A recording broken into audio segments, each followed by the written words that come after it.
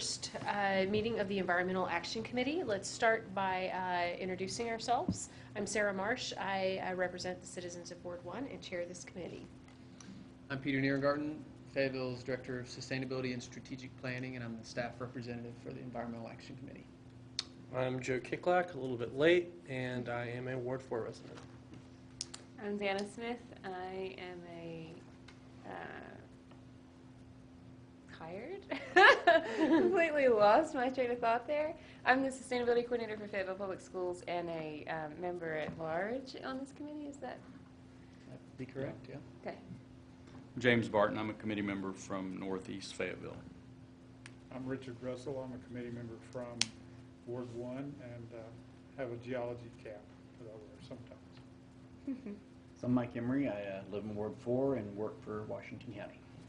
Thank you. All right, well, the first thing we'd had on our agenda was the invasive species talk, and the woman who was supposed to give that has contacted us, and unfortunately she's ill and was unable to be here tonight. So we're going to go ahead and move forward and talk a little bit about Fayetteville's Energy Improvement District that we just formed last week, which includes PACE. Peter, would you like to update us on that? Sure. Before I do that, I think, is this the first meeting we've had since there is no cameraman in here? Yes. I think so. So as everyone understands, there's remote cameras in the room. If the recording light at the end of the room is on, that means that we are recording. You'll notice that various cameras are around, and then our voices are being picked up on these microphones. So one thing that, and I think it's maybe noticeable in here, but if you set papers on the microphones or whatever, it's amplifies significantly. So avoid setting anything on top of those microphones. But otherwise, the meetings are being recorded and broadcast at a later date, similarly to how they were being done before, when there was somebody in here recording. So, just so everybody understands. All right, so as Sarah mentioned, on last Tuesday, City Council adopted an ordinance creating Fayetteville's Energy Improvement District. And I'll put there's the body of the first page of the ordinance on the screen. So the gist of what the Energy Improvement District did is it created a PACE district for Fayetteville, and PACE stands for Property Assessed Clean Energy. We've talked about it here a couple of times. Enabling legislation was adopted by our state legislature in April of this year, and that legislation allowed for municipalities or counties to create energy improvement districts and operate PACE as a financing mechanism for renewable energy, energy improvement, weatherization, and water efficiency projects on real property. And what PACE does is it allows property owners to essentially borrow money to do those types of improvements on their property and repay that money as part of their property tax assessment.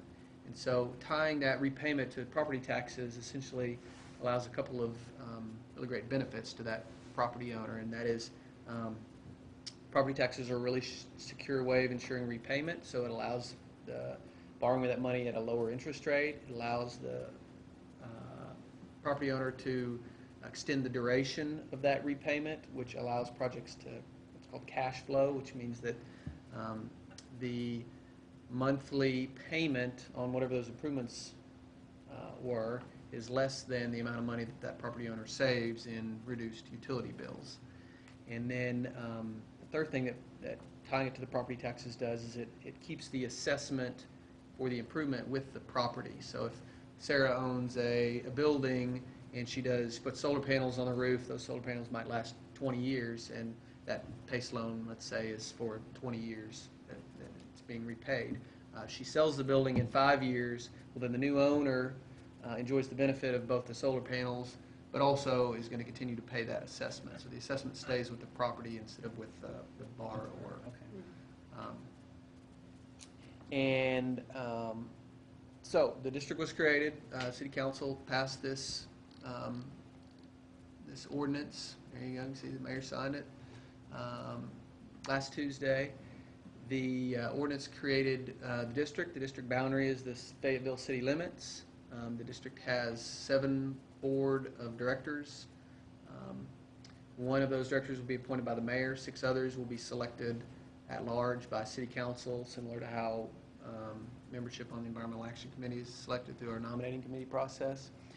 That board will be selected this fall, seated by January, and then the district will begin to manage a third-party program administrator RFP process.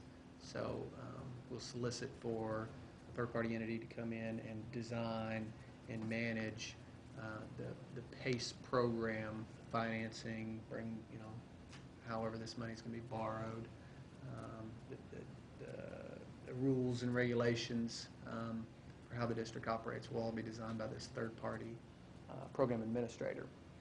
So that'll all start taking place in January and continue to develop into next year. And hopefully by sometime late next summer, early next fall, we'll have the program ready to launch and be ready to start loaning out money to interested property owners. So a couple of things to remember if you're talking to anyone about PACE. It's a completely voluntary program. Assessments are only made on those properties whose owners voluntarily elect to make assessments and do improvements on their property. It's not a tax, and all this is being done at no cost to the city. And the district, the way the district is created, it is financially solvent or independent from the city. So any borrowing that the district does to allow for these PACE loans won't in any way affect or be tied to the city's bond or credit rating. Great, thanks for the summary. Does anyone have any questions? I have a question. And I've Sure. heard about PACE multiple times, so I should have this straight, but I still... It's really complicated, and it even takes me multiple iterations. I sat through a 3-hour presentation last Thursday on it and learned a bunch of new stuff. Well, you gave a good summary. I think that was the most concise that I've heard, so thank you for that. You're welcome. But I guess I still have a hard time wrapping my head around. So the district it's separate. It's a separate entity from the city of Fayetteville, Mhm. and then businesses can borrow from the district. Is that right? So I guess what I get confused and a little hung up on is where the funding, that initial money that they're borrowing, is actually coming from. It's a great question, and there's a couple of ways that could work, and one of the things the third-party program administrator will do is help answer that question. Okay.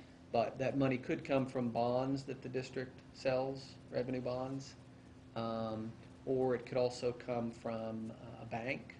Okay. Many districts have worked with banks to create sort of like a revolving line of credit, and projects that meet the criteria established by the bank and the district to access this money are then able to borrow against that line of credit. Okay. So for example, St. Louis, Missouri just launched a PACE program, and their district was financed through PNC Bank, as a regional bank in the Midwest. And when they launched their program, PNC basically brought to the table an $8 million line of credit, pre-approved money for loans to meet the criteria that the district established for properties inside St. Louis. As of about a month ago, they had obligated about $7 million Wow. of those $8 million on projects, pre-approved projects for St. Louis. So Okay. that's one option. Okay. And does it matter where, like, what kind of home you have? Like, could like a landlord for an apartment complex decide to do it for all the apartments, or just maybe some, or? Actually, PACE is set up really well to do multifamily housing projects, small and large commercial projects, industrial buildings, manufacturing facilities. There's been some issues with it on single-family residential due to some consternation, I guess, if you will, expressed by Fannie Mae and Freddie Mac, which owns or subsidizes many of the mortgages on single-family homes in the United States. So about, 90% of single-family mortgages are underwritten by Fannie Mae and Freddie Mac, and they don't want to have a subordinate lien status to a PACE lien, and so they've issued guidance saying that they're not interested in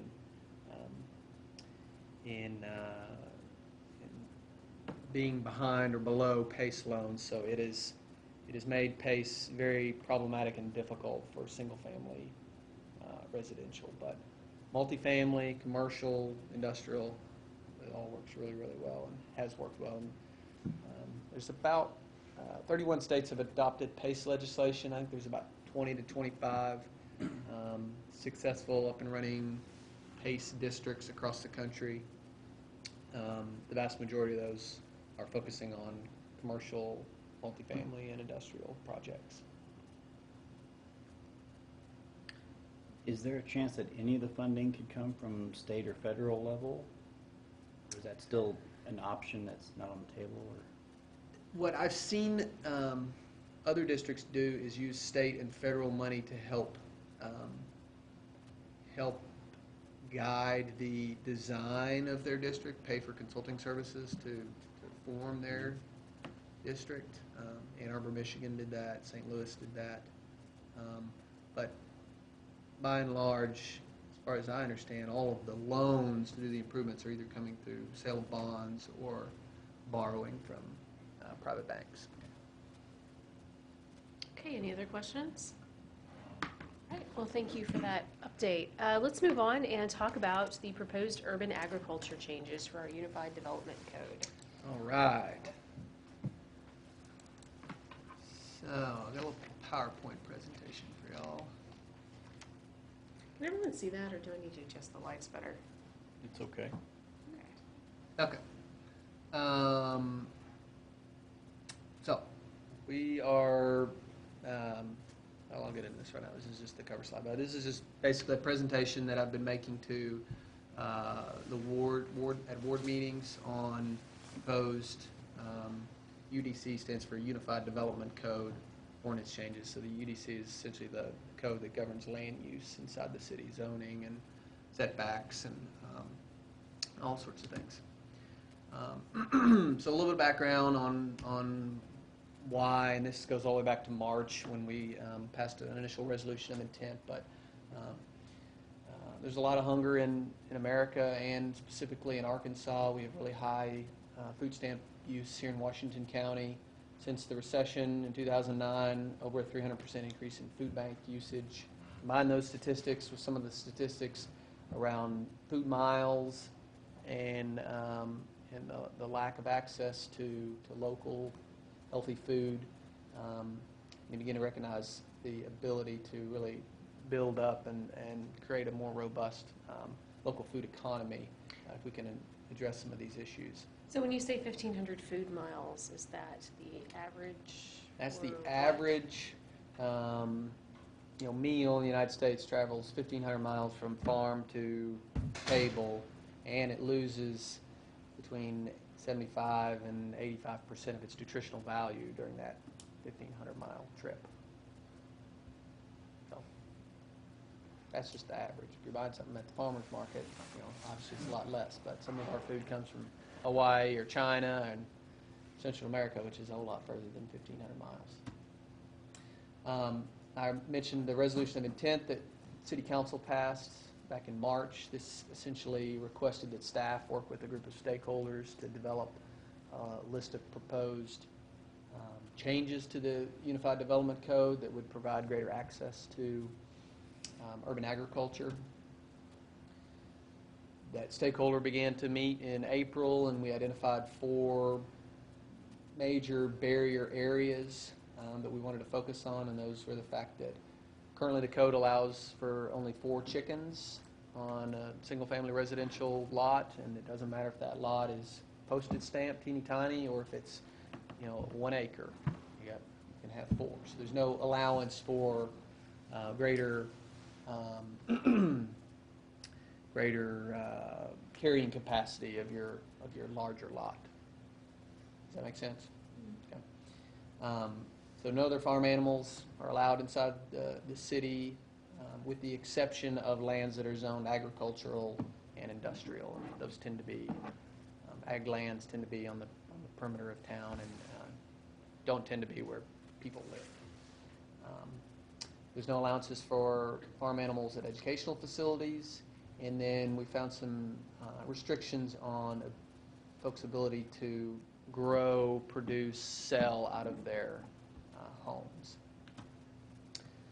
So here's where we're at. We had stakeholder meetings since April. We had several technical meetings with folks like the Northwest Arkansas Beekeepers Association and other technical groups whose names are escaping me at the moment. And we developed a list of recommended changes, which I'll share with you in just a minute. We're in the process of sharing those changes at ward meetings. I've been to one ward meeting at Ward 1. This Thursday I'm going to Ward 2, and next Monday I go to Ward 4. Later this fall we'll present the changes to Planning Commission and then finally to City Council. So here's what the changes look like. A couple of added definitions to define beekeeper, colony, hive. So it's just kind of housekeeping sort of stuff. In Chapter 164.10, we currently define and set up by right allowances for garage sales, and we're essentially amending that and adding to that the ability to do agricultural or produce sales 4 times a year. These sales can be no longer than 3 days in duration. So this will take care of some of the small scale sales that folks want to do out of their homes, and this is by right, no permit required. For a little bit larger scale home sales, we've amended or proposing to amend the use unit for home occupation. Currently, home occupations cover like, professional services. Somebody runs an engineering firm or an architecture firm out of their home. There's some allowances for small repair shops in homes, and then a couple other professional types of home occupations that are allowed under that current definition right now. So we're proposing to add home-produced agricultural products as a grouping under home occupations. And home occupations are a conditional use in every residential zone inside the city. So if we add home-produced ag sales to the home occupations use unit, then it essentially goes into every residential zoning district inside the city. So in addition to that, we're making a tweak to the conditional use language on home occupations that essentially allows for small signage, to advertise your products, and then we're allowing your home occupation to not just be in your home, but if you have a separate garage or an ADU or a barn on your property, your home occupation could actually operate out of that accessory unit as well. And then the biggest changes are in Chapter 164.04, which is currently called Animals and Fowl, and we're proposing to rename that Urban Agriculture, Fowl, Bees, and Goats. So that section will be divided then the proposal is to divide that section into 3 major parts: fowl, bees, and goats. And Can I back you up to your first slide for just a tiny moment? sure. Okay. I'm going to go back to that slide. There was a long discussion here on the feral cat issue about what could comprise a colony. So if you're talking colony, there might make it specific to what critters are. That's a good point. Because I recall that conversation got pretty protracted. And that Someone wanted a definition really Yeah. strongly. I'll look at that. It may be that is actually defined as feral cat colony. But I will look at that. That's a good. That's probably worth. Yeah. Thank you. Sorry to interrupt. No problem. Appreciate that, Richard. So under the fowl section, right now it's a little ambiguous as to whether or not ducks or chickens are allowed. I think most people interpret it as, or it hasn't been interpreted as chickens only, but we're cleaning that language up and specifically saying that it is female chickens and ducks, but no roosters, no noisy roosters. Can I ask a question? Yeah. So why are roosters excluded?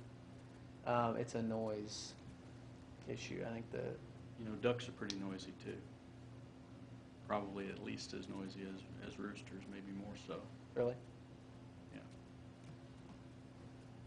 The thought I was having about the ducks is we see ducks that aren't, there's no agricultural intent, they're public pets.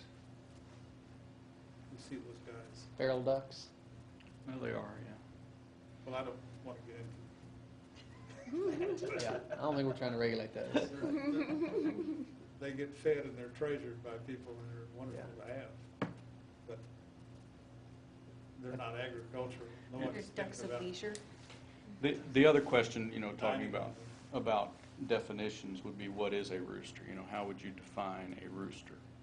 And, certainly if someone were wanting to raise a small group of chickens for meat, then they would certainly have It needs some very genetics. likely a mixture of males and females. Well, you can buy the chicks. That's probably Yeah. the way Yeah. that most people would do it. But generally when you buy chicks from a mail order hatchery or from a commercial hatchery, you're going to get Some places the are better at mixture. others than sexing the chicks, as I understand. You can buy them sexed, you sure can, Yeah. but for someone that's raising them for meat, Mm-hmm. there wouldn't be any reason to buy sexed birds, and certainly at a young age that they would be raised for meat. Yeah, The males are going to be no more noisy than the females. right, and I think that's when roosters become a problem is when they start making noise, when they start crowing at 4 o'clock in the morning. And, you probably could get away with it up until that point, but when he does start crowing, then that's when our code enforcement's gonna come out and say, that rooster's gotta go. When they're pullets, they're not, that would get back to the definition is, Well, the pullets are the females. They're the young females. oh, when they're young, then, aren't the males called pullets too until they develop? But, the point is that if someone were to say, I'm going to engage in this practice, and then Mhm. you say you cannot have males, that's going to get in the way of them, engaging in this kind of agriculture. crowing rooster, same thing as a barking dog. Yeah, it's like, how do you regulate just crowing roosters, so. Well, it's a complaint-based enforcement. Yeah, so I think if that's how you're gonna operate and you're gonna dispatch that rooster before he exercises his vocal cords regularly at 4 a.m., then you'd probably be able to fly under the radar. But you're gonna have him, some people will probably have him for genetic reasons, in order to make more chickens. There is that use also for a rooster. Yeah. Well, yeah, there is. Generally, somebody that's going to be doing that is going to have a little bit larger operation than just a handful of hens and one rooster. Well, I can see some people having some, traditional breeds, what do you call them? Heritage.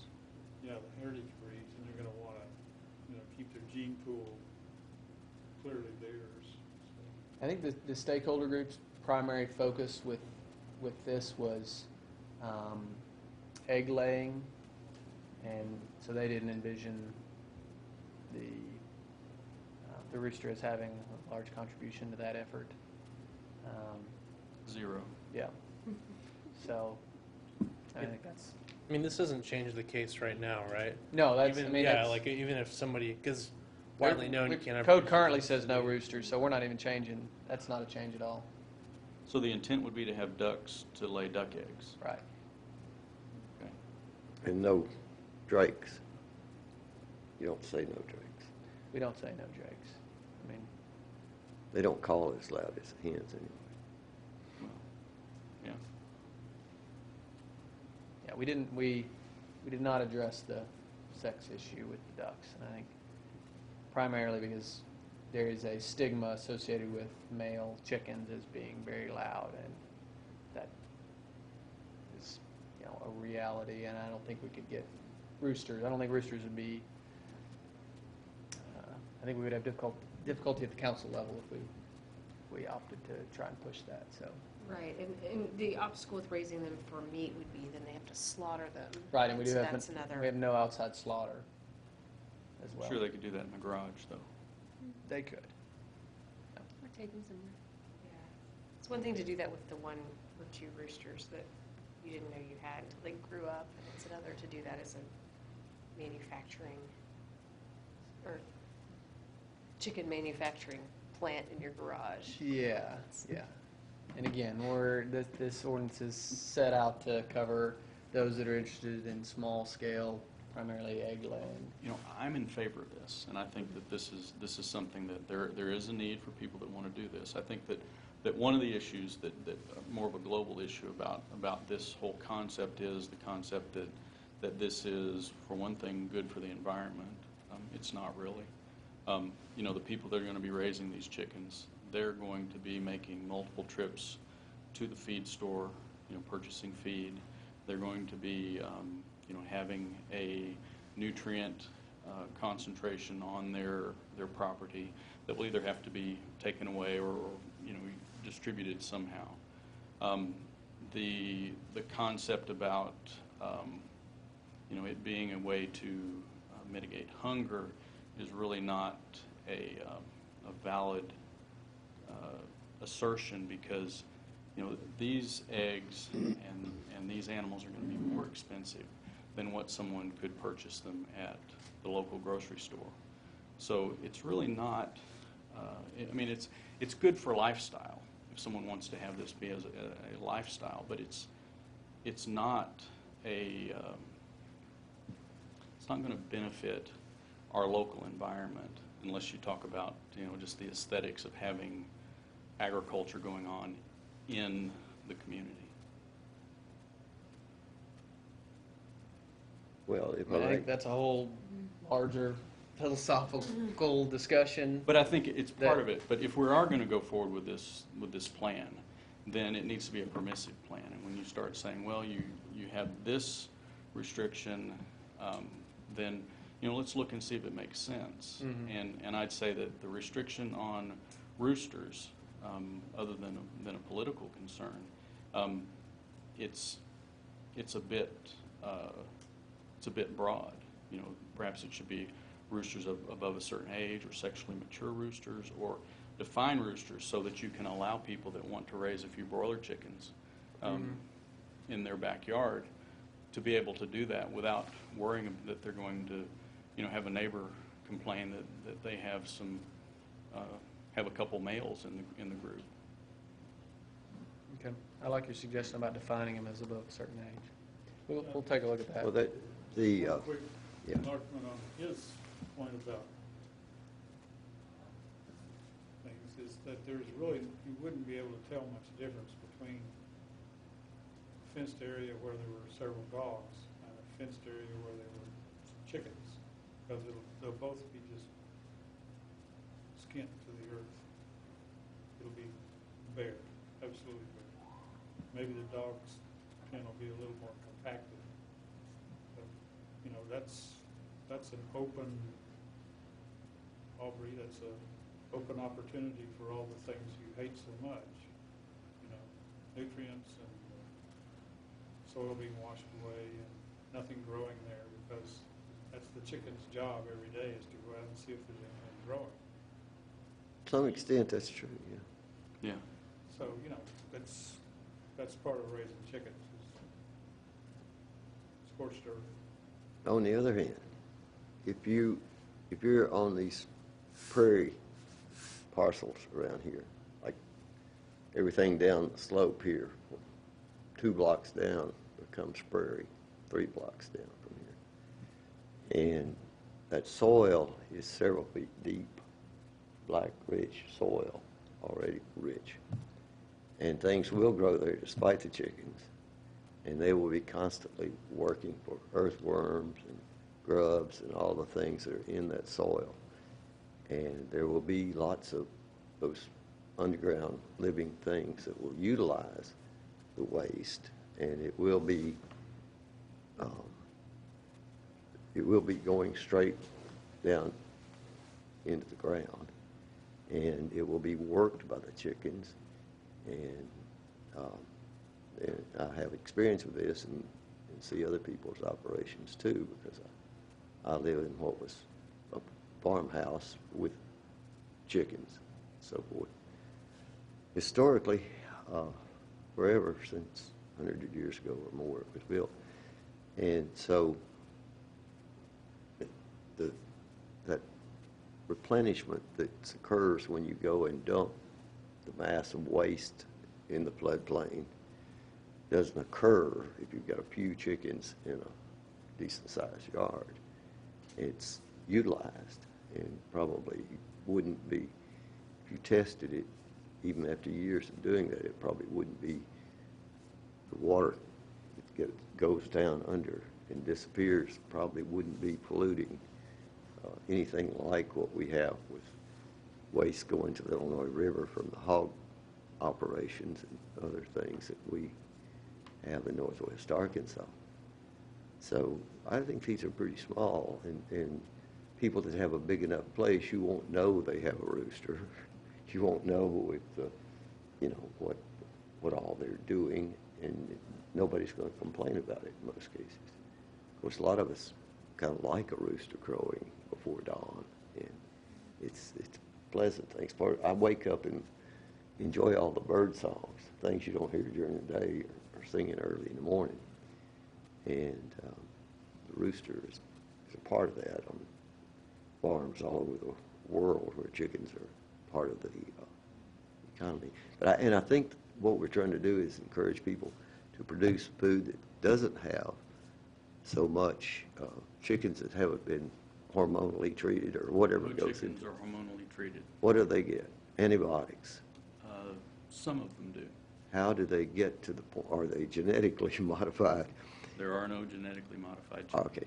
How come the white chickens that are required now, I mean, you can't sell chickens or anything but white rabbits, basically, on the market. I remember having Well, the reason that white, rabbits that were off color. They couldn't. the reason white So- chickens were selected is because back in the 40s and 50s when there were colored chickens on the market, when they would be plucked, there would be a little piece of the pin feather that was left behind. Mhm. And if it was a white chicken, it was not quite as visible. So Is the that- chicken breeders No selected- pin feathers. They selected for the white birds so that those pin feathers would be less visible and the consumer would be more accepting of that. And Were those chickens, you think, when they originally started using them, did they live and die very rapidly? I mean, now they grow to The certain original- size and they go to The the market? original broilers were about 16 weeks of age when they processed back in the 20s and 30s, and now they're about 8 weeks, so about half the time. Is that food, something about the food, or? Well, yeah, we know a lot more about disease control, we know a lot more about housing, we know a lot more about genetics. The genetics have improved tremendously through natural breeding, not through GMO techniques or anything like that. We have selected these birds to not have diseases that used to be common.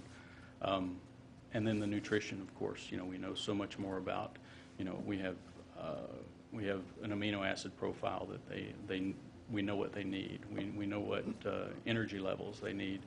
James, is it true that they're all males? No, No, the ones that fall off the trucks, which a lot of people were collecting a few years ago before they got the better boxes, they don't live but about a year. They get up to 17-pound hens and 20-pound roosters if you keep them a year. The hens lay beautiful white eggs, and of course, when you first pick them up, you don't know. They're so young, the average person doesn't have any idea how to tell what sex they are.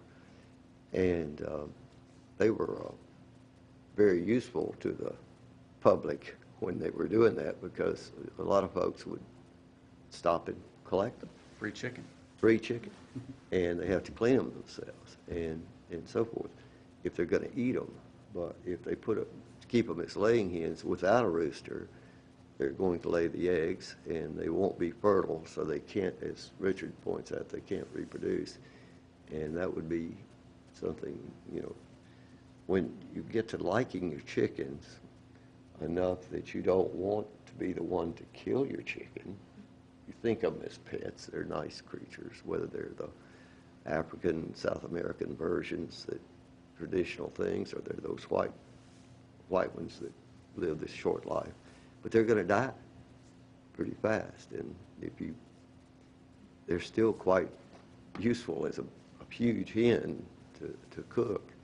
So if you're going to have chicken, I think the public perception is, whether it's accurate or not, that somehow those factory chickens may not be as good for you as the ones that grew in your yard and they free-ranged in your yard. And free-range and veggie-fed are not the same thing. Free-range chicken eats insects and bugs and worms. Speaking of which, what is the role of chickens in pest control? Do they eat ticks and mosquitoes? I Yes. don't know that they ever eat mosquitoes, but, you know, they forage around and they'll eat ticks or, you know, Slugs. Yeah, you don't, they're omnivores, so they're gonna eat, you know, what's in the environment. They'll eat dog food. You know, they'll eat, well, they any kind of commonly scraps. eat, they scratch around in manure and look for the little undigested seeds in animal manure. So, you know, they're pretty unselective about the stuff that they go for. Most people that keep fowl for tick control, they don't keep chickens, they keep guineas. Okay. And I don't know why that is, but that's just Do we have what a people rule? do. Is there something in there about no guineas in the city limits? Those things are loud. Yeah, and Fair that enough. was a big point of discussion that the Urban Ag Group had early on, was about guineas. And we shied away from them and specifically, instead of just going with the generic definition like fowl, which would have included guineas, specifically said female chickens and ducks, which excludes guineas. So essentially that's all we're allowing with this ordinance. And there's a fair bit more here to go Yeah. to. I don't want to Keep going. keep us here all Well, night. because of that guinea sound and behavior, Yeah. even though they're more effective for ticks, you know, if you're worried about the ticks, then the white chickens or whichever wild type chickens you have will do the job. I mean, you know, it's a limited area that any bird can eat all the ticks. So right now, fowl are allowed on single-family residential properties. We're not changing that, and we're expanding it to educational properties, which is something that the stakeholder group felt strongly about. So currently, 4 fowl are still allowed on any residential or educational, single-family residential or educational lot inside the city. But what we're doing is for lots that are larger than 5,000 square feet, we're allowing 1 additional fowl for every 1,250 square feet you have above 5,000 square feet, up to a maximum of 20 fowl. So what's I have a table that'll show the calculation for this. in a little on about acre or half acre, bit. quarter acre? Yeah, I'll show you in just a Got second. that, okay. So each fowl is required to have a minimum of 20 square feet of enclosed outdoor space. You know, I read the ordinance, and it doesn't say that 20 square feet has to be outdoors. It mentions outdoors, but it seems to say either enclosed or outdoors, and it's not clear that has to be a 20 square feet of outdoor space. All hens, all fowl shall have a coop roost and secure fenced enclosure yard constructed with a minimum of 20 square feet per fowl. So you're That's saying we it. need to insert the word outdoor in there? Well, honestly, I think that when you start being very proscriptive about how people keep their chickens, you kind of step over the line, and there are a lot of ways to keep chickens. Yeah. And to keep them humanely and to keep them productively. One of my concerns about requiring a certain type of housing, especially a large type of housing, is in the wintertime these birds have to be kept warm. So if your structure has to be 20 square feet per bird, and you know, you're going to have to heat that during. Well, that's not your structure, that's your pen. Okay, but You have a that's coop and then you have an enclosure that Sure. your coop sits inside of. And so the enclosure, the fenced-in area has to But be some 20 people square might feet. choose to keep their chickens in some sort of an enclosure all the time so that they don't lose them to predation. And so when you start saying they must be allowed outdoor access, they must have a yard space, that makes it more difficult for some people that might be doing a perfectly good job taking care of chickens in an urban environment to be able to do it. And I think that we need to be permissive, and we need to, Okay. if we're going to go in this direction, let's try and allow people to keep animals. Let's not have a group that says here's the only way that you can do it. I wonder too where the 20 square feet came from. I know that the previous ordinance was much larger, but that does, 20 square feet seems kind of an arbitrary number. It came from, originally we had 100 square feet of enclosure space that you had to provide, so that basically would have been 25 per fowl or per chicken. The research I did told me that ducks liked about 20 square feet, chickens could get by where we're at, 10 square feet was adequate, and so we went with 20 since we were allowing the ducks. And yeah, I get what you're saying about, I know what you're talking about, the mobile deals that people tend to take around their yard, and I think my interpretation would be, well, if you've got a mobile unit that you're moving inside some area of your yard that meets the spirit of that 20 square feet per bird, even though it's not 20 square feet every day, over time it is, that, that's... Someone that was trying to make a living, even a small living, taking care of chickens on their in their lot. Let's say they were able to have, let's say they had a lot large enough to have 20 chickens and they wanted 20 egg-laying hens. If they were required to have 20 square feet of space for all those birds, then it would be difficult. It would be difficult to have that be an economical way to If they had, produce eggs. to have 20 chickens, they're going to have over a half-acre lot. And they're going to have to dedicate 400 square feet of that 25,000 square But my point is, someone might choose to keep them in more of an enclosure that would be perfectly humane. But to require that they have to provide 20 square feet per bird in a little chicken coop that they keep in their half-acre yard, that's going to be a pretty big structure, and there are other ways to do it. So, I think that the being entirely proscriptive about what people have to have, we already have in there that they have to be maintained under sanitary conditions, and they have to be maintained under humane conditions. When you start saying, and here's how you have to do it, I honestly don't think that the people that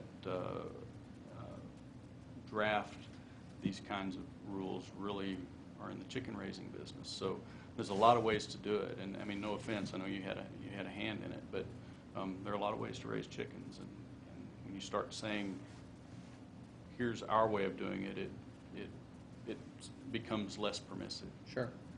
I will take a look at what some of the other language is from some other peer cities, because I know there's some others that address this issue in different ways.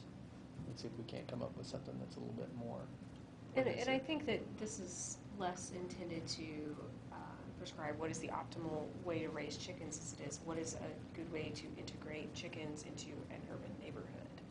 And, while I'm sure it's possible to raise chickens in a smaller area, I don't think it's that kind of confined animal or the concentrated animal industry that we don't want that in our neighborhoods No. necessarily.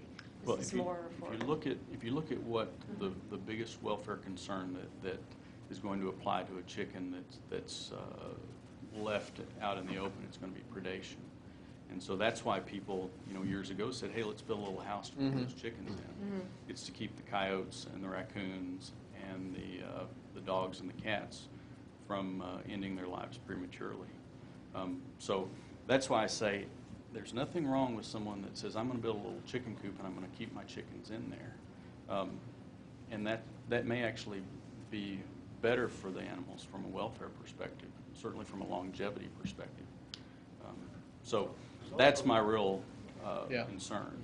Well, and it also, I mean, getting to what you said, Peter, if people have movable houses, I have chickens right now and they have less space than that, and they are very happy because I move them every day around the yard and they're covered, so they're enclosed. But by this, I mean, I obviously don't follow the code right now because it's 100 square feet, but by this definition, that wouldn't fit it either. So I just wonder if someone was interested in getting chickens in an urban setting. I mean, the movable pen is a great option because it's compact, it's affordable, it comes in designs that complement your house or whatever you want there. So I just wonder about what the intent, and I think that's what you're getting at too, is, you know, is it to provide a healthy environment for the chickens that you're in, that you're raising, or what is the intent? Yeah, I think that is the intent, That's is to the provide intent. adequate space. Adequate These are space. not- And you So- haven't addressed that. These are And not if you want to address it, CAFO-type chickens in, but if you want to address that, you're Right. going to need a separate manual. And I don't think that's Right. really the intent. and again, the idea behind code language is to try and set a minimum standard, and most people are going to exceed that minimum standard, and recognize that. But the minimum you've set is based on square footage, and most of the research that's been done on poultry production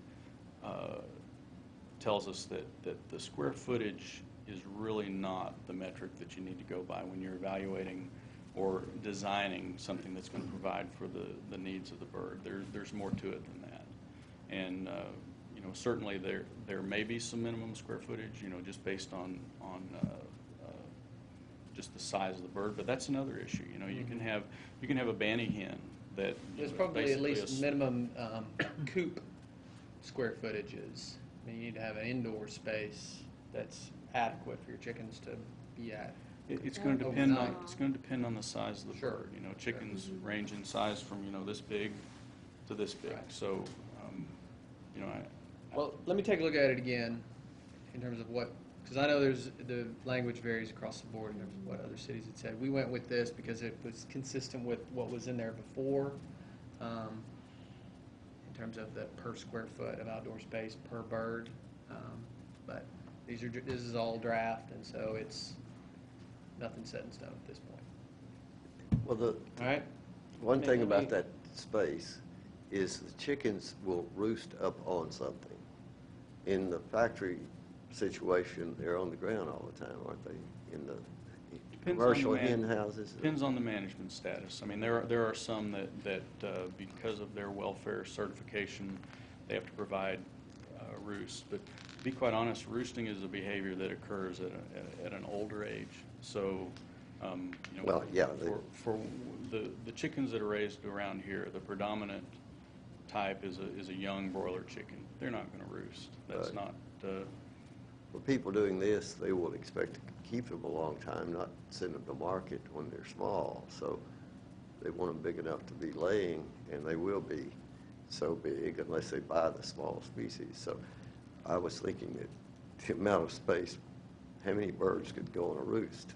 How many Well, that's a good you point. have in there, Yeah. That does They will make a be there difference. long-term, they hope.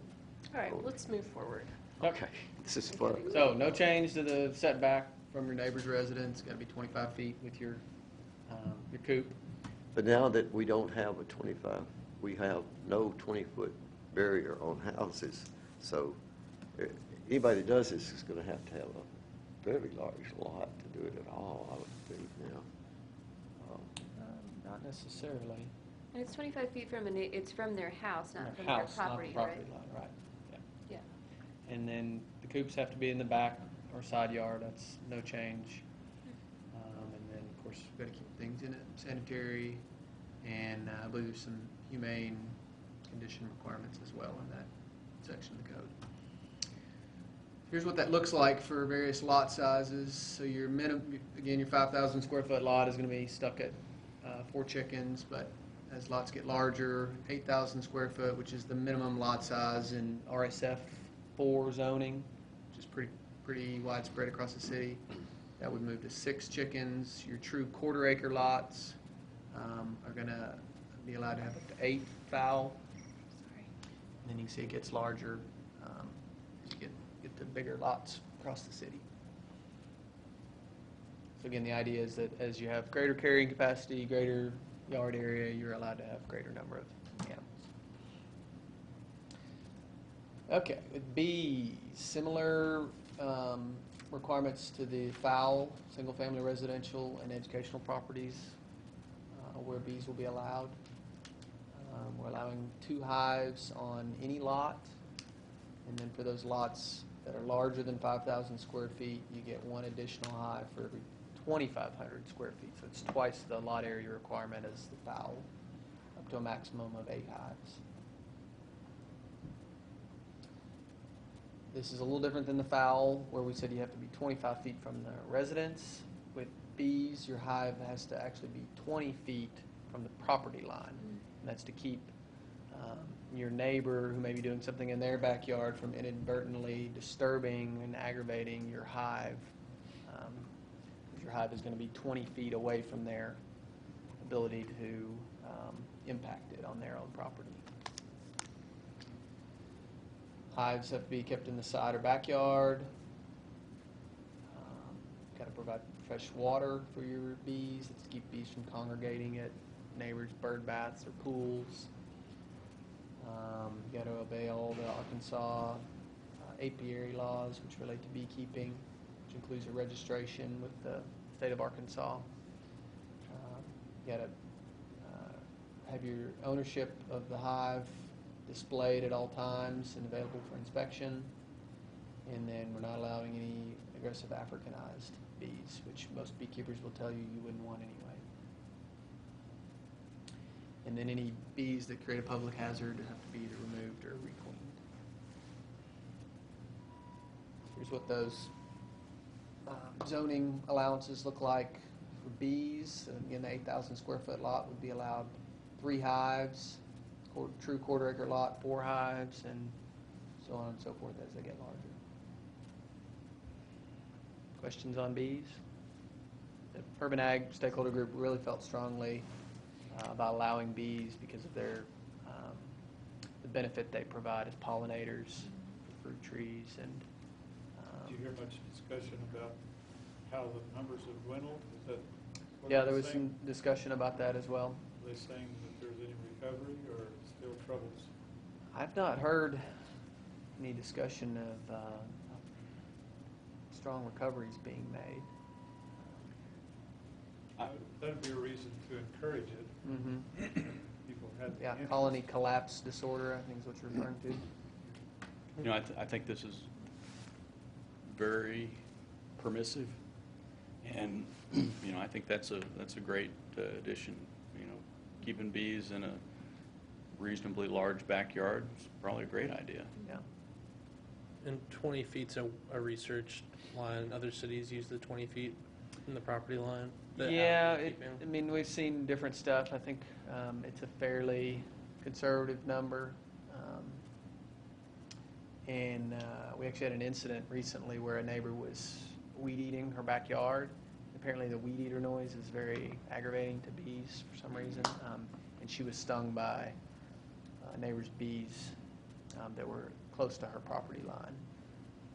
And so that was why we elected to go with this type of a requirement with the 20 feet from the property line instead of just a neighboring setback. And that's definitely far enough away, like from what we can tell, or There's no definite anything. Yeah, I mean, I think It's a reasonable number. I think, yeah, it's reasonable. someone totally outside the industry, someone that just thinks like, my neighbor is very into urban agriculture, and if they get bees, like, yeah, I'm running the weed eater, I don't want me or any other neighbor to get stung by bees. Right. So that's why I had that question. Yeah, and the thing with bees as well is, you know, I mean, they will sting if they feel like they're threatened or their hive is being threatened, but they're pretty docile generally. Most stings that happen in the United States more people die from lightning strikes in the United States than die from bee, wasp, and hornet stings combined. And of those three species, the wasps and the hornets are much more aggressive than bees, so the predominance of those deaths are related to bees and wasps. Well, we're not even talking about species. I mean, there may be 100 species of wasp. I don't know. There's so many, and most of them don't sting or even ever threaten. It's the ones that make a nest in your garage or somewhere that you get too close to and mess with them. But how many species of honeybees, which are non-native species, or all their species like that are non-native here in the United States, how many will be permissible? Could we get a list of the ones that would be permissible? Well, I think for beekeepers? most beekeepers will tell you the desired species of choice is the European honeybee. And I don't know, Well, James, if you know a lot about more than one. bees and I if don't there's know other much about varieties, it, but but from a public knowledge standpoint, the Africanized bee, Is the you know, that thing. was something that was introduced because they do produce more honey, but they're very aggressive, and so, you know, you hear about the killer bees and that sort of thing. So most states have ordinances or laws against Africanized bees, and really it's not an issue here. If someone, you know, said, okay, I'm going to bring in an Africanized queen, an African species queen, and I'm going to have Africanized bees, you know, they'd be difficult to work with, and it'd be hard to manage that, hard to accomplish it. Most of the people that are going to start in beekeeping, you know, which is really what this ordinance I think is directed at, they're going to want the easy to get European queen that's already been bred and is ready to go, and so, you know, it's not really going to be an issue. your comments about starting in beekeeping, one of the things we attempted to address is, because we're allowing 2 hives on any lot, feedback we heard from the Northwest Arkansas Beekeepers Association was that if you're going to allow 1, you ought to allow 2, because a lot of times beginners will lose a hive. They felt strongly that if someone was going to make an investment in beekeeping, they ought to be allowed to have 2. That way, if they lost 1 hive, they would still have 1 viable honey-producing hive. Is there a definition of hive? Or, because they can, I don't know, I'm not saying that there needs to be, I'm just curious if there is, because Yeah, can't they be? we're adding 1. Okay. I'm sure it'll be a standard, what are they, Boxes. the box is called, I think they call those box hives. The receptacle inhabited by a bee colony that is manufactured for that purpose. That's what a hive is. I mean, I haven't seen a lot of them, but most of them I've seen appear to be a standard manufactured size anyway. Yeah. I don't know that there needs to be, just because everything with the chickens is pretty defined and regulated. I don't know. Yeah, so we are proposing to add a definition of hive. Okay. All right, for the cute little goats.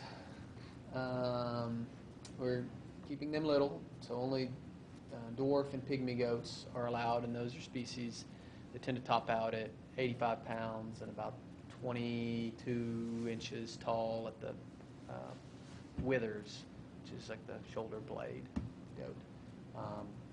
So again, this ordinance is specifically or focuses primarily on milk-producing goats, so for that purpose, we're saying no bucks. Goats have to have identification tags. There's a USDA program that's free and easy to comply with that you can get tags from.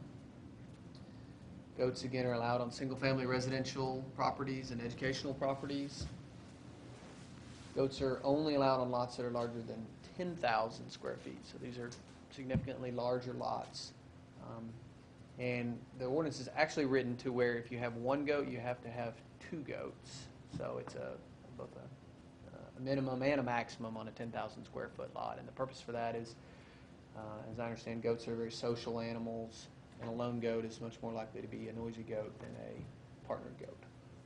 So we're requiring if you're going to have 1, you got to have 2. And then for each additional Fencing requirements you'll get to.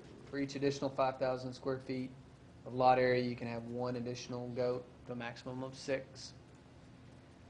Each goat is required to have a minimum of 200 square foot of secure, keyword being secure, fenced-in yard. And then your shelter or stable or goat house, whatever you want to call it, is not allowed to be any closer than 50 feet to the neighbor's residence. And that stable or shelter has to be in your side or backyard. And then again, the same sanitary condition requirement as with the fowl. Here's what the numbers look like for goats. That 8,000 square foot lot is not going to be allowed any goats. The true quarter acre lot would be allowed 2 goats, and then see the numbers get larger as the lots get bigger.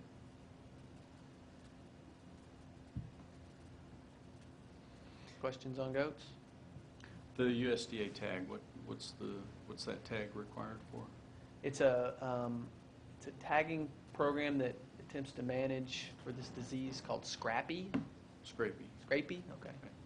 And apparently it's much more prevalent in sheep than in goats, but the program is for both goats and sheep. And will you be able to walk them on a leash to, say, go up on the trail and let them eat Japanese, China honeysuckle? There is actually a provision in here that that allows goats to be used for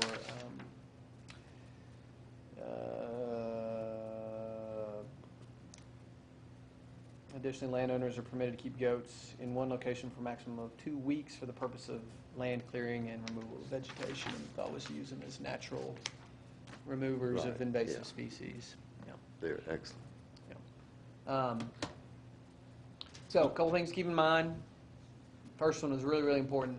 The city ordinances related to animals do not, I repeat, do not overrule or supersede any subdivision covenant ordinances that a particular subdivision may have. And this is a really important point in both keeping citizens from thinking they have the right to do something that may contradict whatever their the land use rules may be in their subdivision, so it keeps them out of trouble with their neighbors.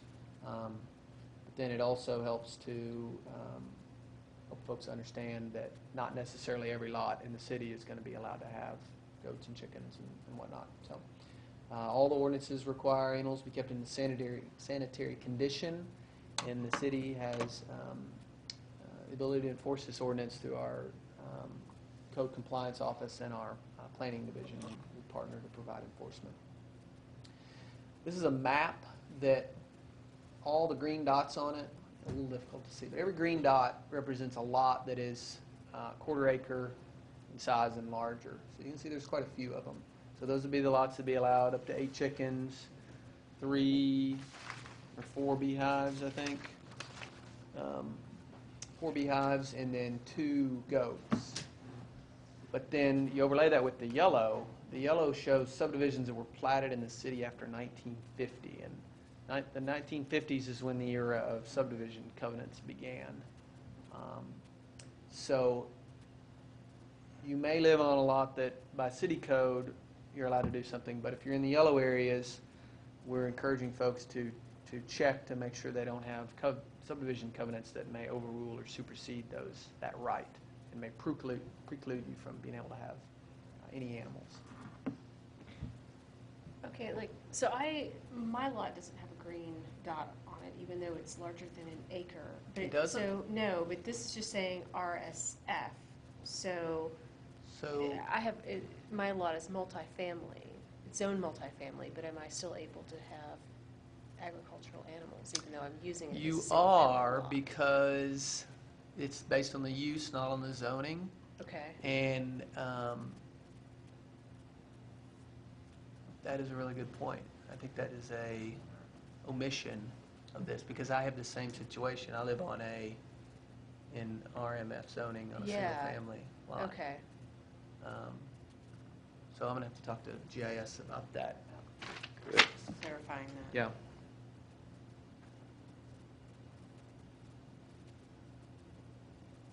Because technically your lot should show up as a green dot, if it's over a quarter acre. Yeah.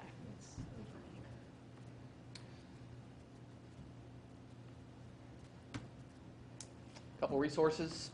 Planning division can help you interpret the code. understand what you can and can't do, and help you determine the size of your lot so you can know number of animals allowed. NCAT, National Center for Appropriate Technology, is a really good resource for goats. They provide a lot of outreach and information to people who keep goats in the country and are willing to provide that information for urban goat keepers as well. The Northwest Arkansas Beekeepers Association is an amazing resource on bees. And then anyone interested in chickens and ducks can certainly talk to Fayetteville Farmers Market vendor who sells eggs, or Dan Smith, or there's lots of folks around town that already have chickens. So, Have you talked to the Arkansas Livestock and Poultry Commission about this ordinance, or asked them if they have any issues or suggestions? we have not.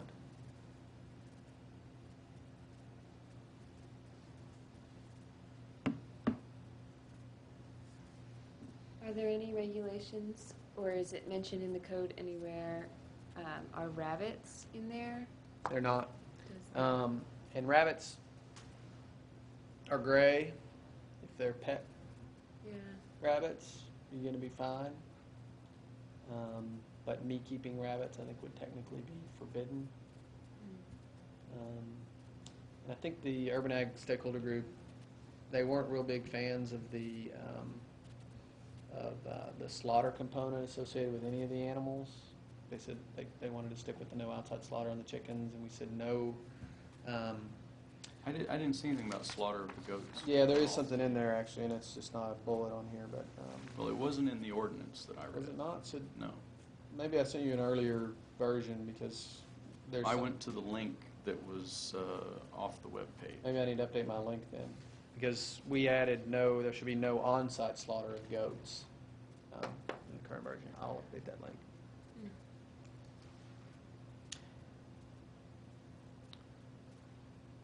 Are people allowed to dress a deer on their property if they were to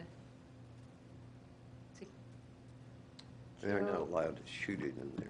Right, City you're law. not allowed to shoot it in city limits, but if you had one and then you were to I'm not sure. gut it and dress it on your property, if you are, I just wonder what would be the difference between that and a Well, goat. slaughter would include the process of killing, not just dressing. Right? Slaughter is the killing, Yeah. and it doesn't really have anything to do Whether with you- the cutting up process. Okay. But, from In a an slaughter urban house. agricultural standpoint, part of what we eat as, most human beings is we eat meat. And so one of the things that has to occur for there to be meat put on the table is an animal has to be killed. And, we've tended to outsource that and to hide it and to not have that be a part of our day-to-day activities. And my opinion is that that's something that we've lost something in our society. Mm-hmm. And, people should recognize that that's part of it. And, to say that we embrace urban agriculture, but we draw the line where we're going to have any kind of meat consumption, I think we're missing a critical portion of that. Rabbits would be an outstanding urban meat source. So if the point is, from the bullet points at the beginning, if the point is about local food production and hunger and those kinds of things, really, if you look at all the animals that we've talked about, rabbits would probably be the type of animal that people can raise that would make the most sense in a backyard setting. They are not bothersome. You can keep them in a fairly small enclosure. They do well in a rabbit hutch. You can feed them grass. So I think we missed the boat by not having that be a part of it. Yeah, I don't personally disagree with anything that you said. I think the stakeholder group felt like the slaughter component would make the ordinance less appealing. And they were trying to be incremental in their approach. And with the thought that, over time it could evolve to include some of these uses that I think definitely make sense. And with the rabbits, there didn't seem to be anyone that came to the table and strongly pushed for the rabbits. And so I guess that the group just felt that it wasn't, Well, since they're in they there, didn't feel a strong desire to push for it at this Yeah, and I think there's this also point. the animal control issue of that. I mean, I know when I was living in Seattle, we had a huge problem with people dumping rabbits at the city parks, and then they would just proliferate, and then you have a public relations nightmare when you have to go out there and kill rabbits at the city park. So I think that Right, which is a whole, that's, the animal control component to Yeah. this has been Yeah. something we've definitely been trying to balance in our code enforcement group and our animal control. Well, that'll be a officers. problem with Yeah. chickens too. I mean, Yeah. no kidding. Well, there are and so our many animal people that- control Yeah. people are just, I know from experience at our shelter, are so swamped with dogs and cats alone right now.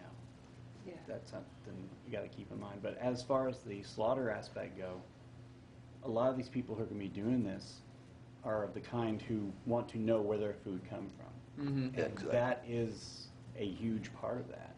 And segregating it from it takes that away from them as well.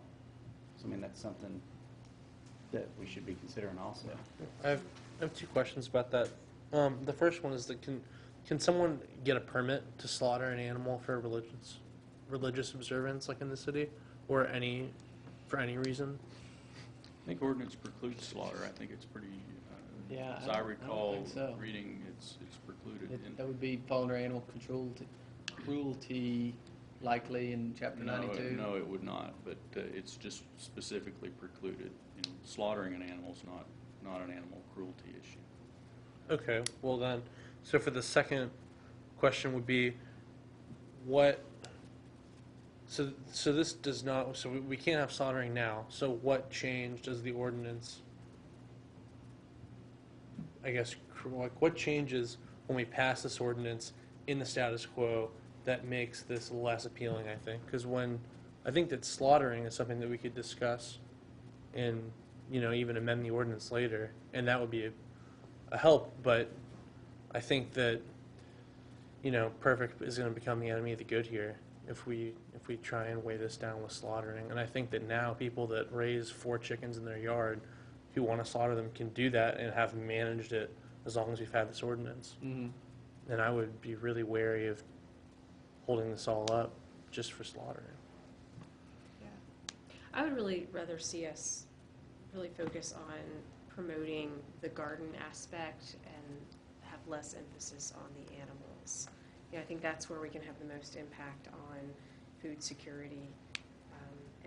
But there's a lot there that everyone in the community can agree on, and so I think that that's where the focus needs to be. And I want to say, this is great work. Some of the things I feel like are missing, and I realize this is kind of about what is allowed in the city, but I would like to see us address how we're going to expand our community gardens, how we're going to offer urban ag education and support, things like education about how to humanely raise the animals, in exchange for people who get animals and find that it's more responsibility than they were prepared for, and how are they going to rehome those animals. I think that's a part of the piece, allowing the animals for educational purposes, so at schools and, Okay. Feed Fayetteville, those organizations that are into educating the public, and so by enabling them to keep animals, then they'll serve as part of that educational component for us. Great. And then, I get a lot of requests for community gardens. One of the barriers to that is water Mm-hmm. on site, so I'd like to see us have a strategy for addressing that, as well as edible landscaping with the food forests, and maybe edible options for landscape restoration, that sort of thing. And then any resources we could provide to support urban agriculture, such as commercial kitchens for processing some of this.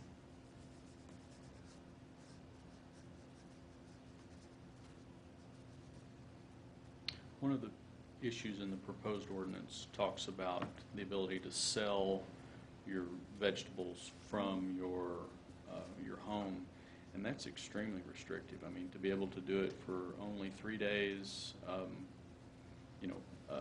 what is it, once a month? Is that Well, the by right allowance. 4 times a year. Is 4 times a year, 3 days in length each time. Yeah. But what we're allowing now is a conditional use application to do it as basically a full-time business. So someone would have to apply for that? Yeah. Because, I mean, if you've ever raised vegetables, you know that if you've done it right, you don't have them for just 3 days. You Yeah. have them for the entire summer. And so Right. 3 And if I- days wouldn't be enough. And if I were to, say, grow more corn than I could possibly eat unintentionally, could I get a variance in order to sell that, or the permit in order to sell that for 3 weeks at a time, in time for that crop to be sold before it goes bad, I guess? I'm not exactly sure what the time, the amount of time it takes to go through that conditional use Mhm. process is. It's, probably 30 days to 40 days. Okay.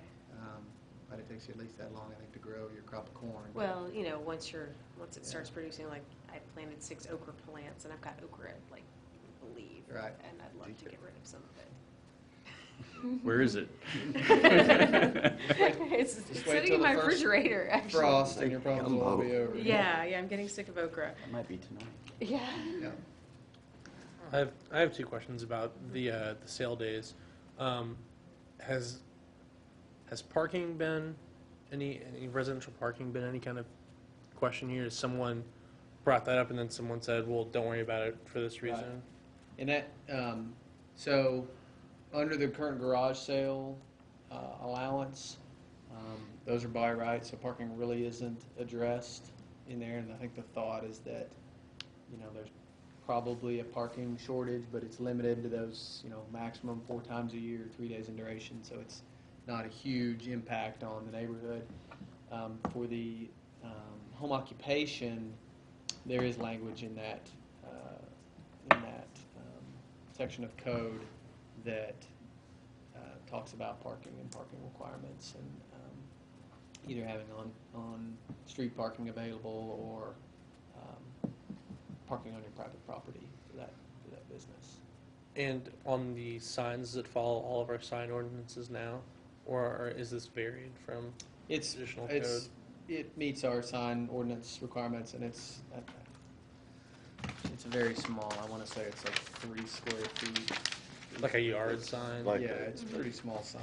political sign, small political signs, right?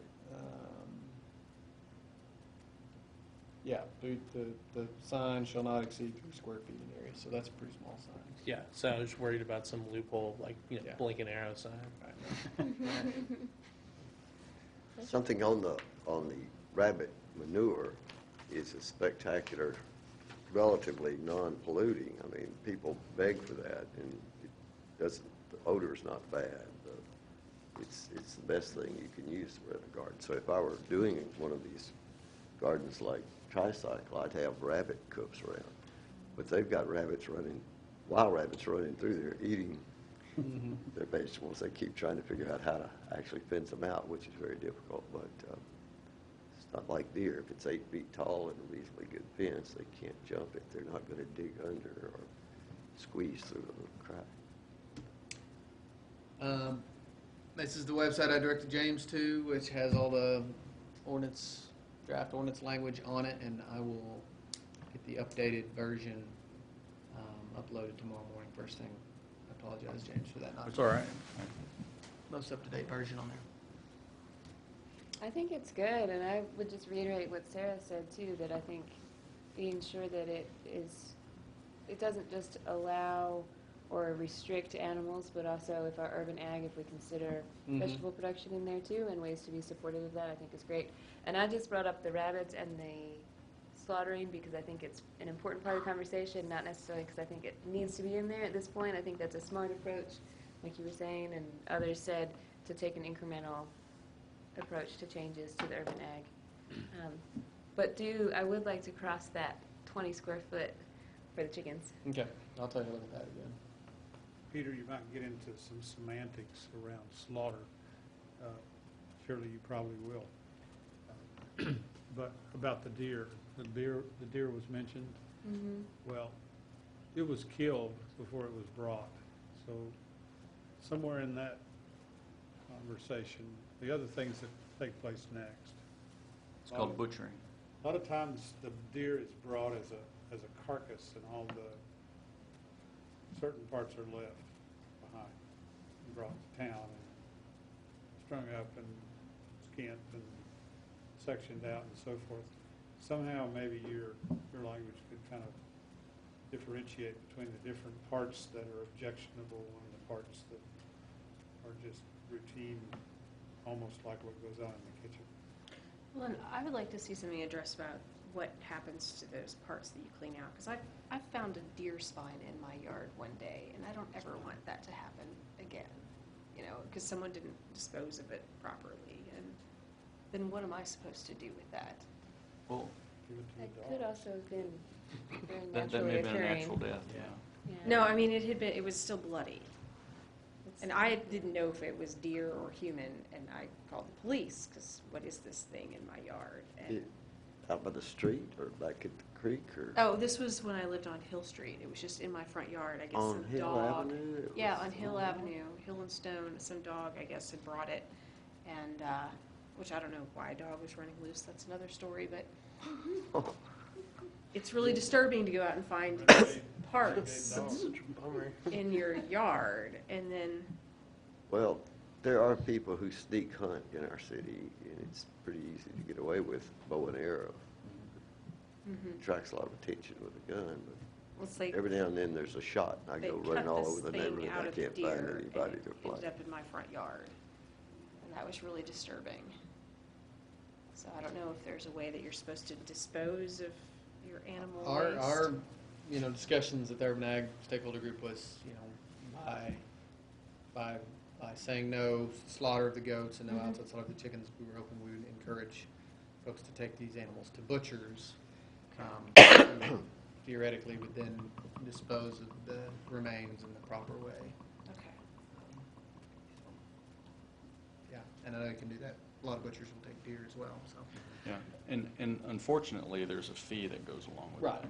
yeah. And so, the people that are, in the hungry category, if they are hunters, they're doing it for subsistence, and so they're probably not going to have the money to take it to the butcher and have that custom processing done.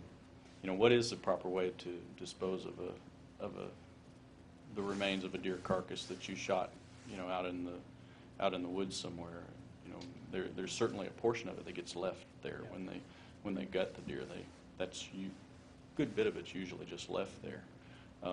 So it's really not any different than if it were a coyote kill or a mountain lion kill or something like that. And unfortunately, you were the recipient of some dog that probably thought they were doing you a favor. Yeah, it brought me into No. the weeds. She's not a predator, though. From an environmental perspective, I mean, I'd say that there's nothing wrong with leaving the remains of a deer carcass out in a wild setting, because those bones are going to be consumed by the mice and the squirrels, and the nutrients are going to return to the soil. So I mean, the other choice would be, say, put it in the landfill, and I Right. don't like that That's a idea. waste of, Yeah, and then I do recall at one point there was a deer strung up on Maple Street. oh no. You didn't want to see it. I didn't want to see that. It was across from UBC at a house. Side I was yard or walking. backyard? Yeah. Front well, yard. Front And I yard. think that's where a lot of the That's the objection problem, to yeah. outdoor slaughter comes from, is people's experiences, Yeah. just like that. I mean, as a vegetarian, that's extremely traumatizing Yeah. for me to witness. And We could just restrict it to side yards and backyards. And I went through, it's interesting, I went through Close to hunter the education, as a 13, 14-year-old in Arkansas, and that was like in 1990, and back then the Arkansas Game and Fish was very active in trying to ingrain in hunters not to do that sort of thing, not to carry deer carcasses around on the hood of their car or the trunk of their car or whatever, put it in the bed of a pickup truck where it's covered, so that you don't create that sense of resentment and disgust in those that are not hunters and not. Yeah. And they are still teaching that. Yeah, and I Yeah. thought that was a really good message. And fortunately, a lot of people ignore that, and they, it creates feelings and Outrage. and outrage, and it creates challenges when we want to talk about raising animals for meat and these issues of slaughter, and it makes it more difficult because there's such a distaste in many people's Well, I actually, experiences. So. Peter, when I was outdoor editor at the Democrat, and I did it over at the Gazette during its last 3 years of existence, I never would use a dead animal photo on the outdoor pages. People want to hang up all these fish. One beautiful fish is one thing. Even possibly something dead that's somehow shown nicely, but none of this deer with the head, tongue hanging out, and all these things that, here's my 3-year-old who shot this with a muzzleloader, which he didn't do.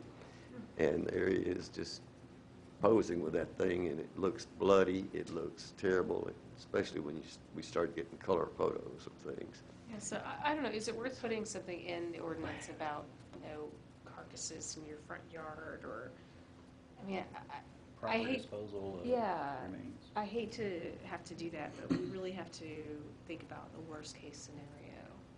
I mean, I think that's what no slaughter. No slaughtering No is in slaughter. that for, yeah. Okay. And it, I think you're going to have, some citizen pushback anyway if you start saying you can't butcher a legally killed game animal in a In your discreet front way. yard. Yeah, Well, that was- I don't know whether you can say don't do it in your front yard or not, but that's probably something that's better controlled through education than through ordinance. I think the ordinance would get a whole lot of outrage. and I'll have to research Upset. that about the deer, because I honestly don't know. Okay, well, are there any final comments about that? It's a little after 7, we need to move on. When is the estimated time that it'll go before city council?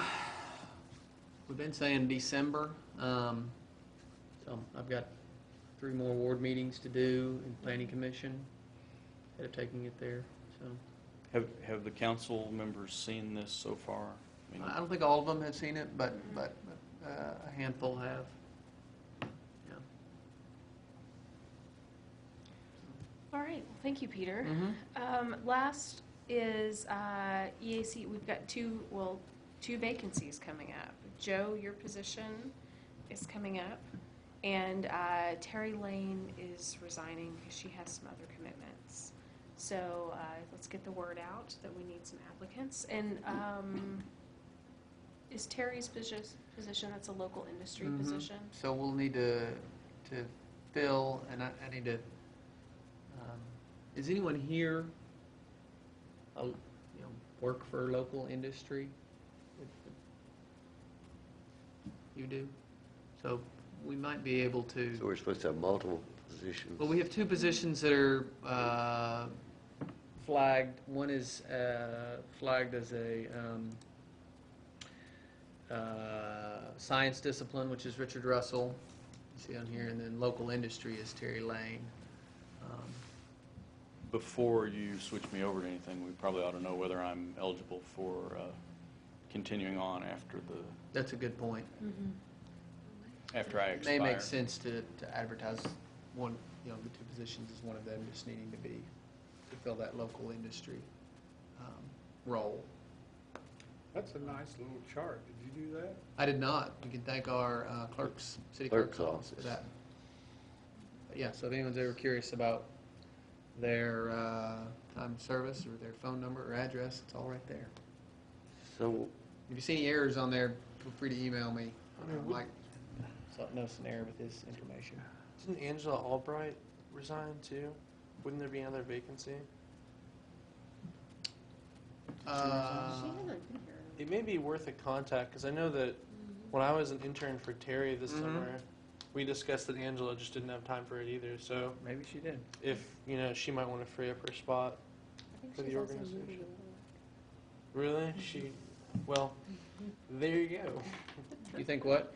I believe that Angie is also moving to Little Rock in the near. Yeah, she hadn't been here for one meeting, has she? So, And then we may want to check with Lori now that she's had a baby. She may want to step down. It's been a while since she. George, my name's misspelled on really? there. Yeah, it's ARD is wrong. It's ERD. You know, not, SHEPH. That's in the not to shepherd. kick anyone out, but, Oh, you know, well- Angie, if she has not been here, then. Well, there'd be yeah, a after rule that many, I didn't realize she'd they'd be been absent, removed. but yeah, that's. they And that, do. that rule is, Aubrey, is that not spelled that you're right gonna get now? removed, but that Mhm. if you applied again, attendance will be taken into consideration as part of your, Is your name spelled correctly on that list Reapplication. now? I just said it's not, yeah. Well, and we've also No, I- Well, he changed the wrong had thing. difficulty meeting our quorum, so it would be He in changed his Aubrey interest instead to of find Shepherd. someone who could Oh. attend Oh. more often. AUB. Are REY, you still living with Terry? SHEPHERD. So, All right, enough of that. Okay. Anything all right. else? Any other Down with questions? school. Announcements? land trust, school. All right, well, thank you. Meeting is adjourned. Okay, continuing the discussion though,